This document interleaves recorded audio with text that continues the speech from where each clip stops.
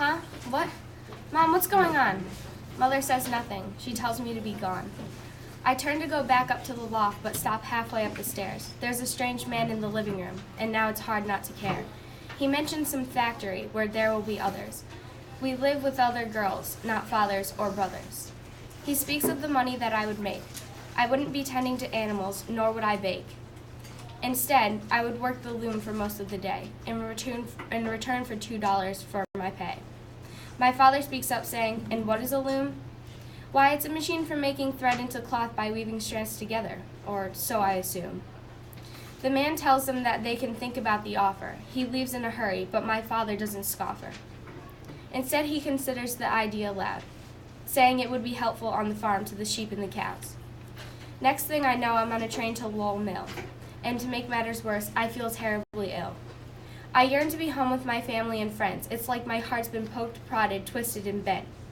But my home is Lowell now, as much as I disagree with my parents' rash decision to just abandon me. Each morning at 4, I'm summoned by the bell. I think of my true home, not where I currently dwell.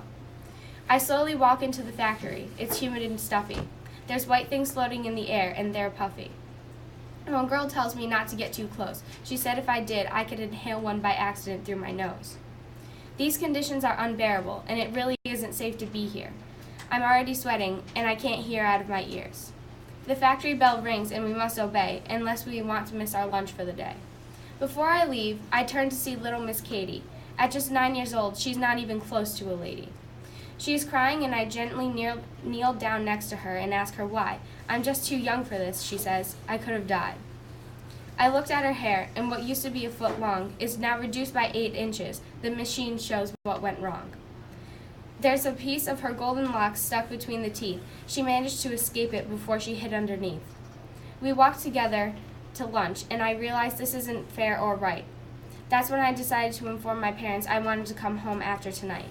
But I can't leave yet. I have a 1-year commitment. It better come fast before, I don't think I can stomach this.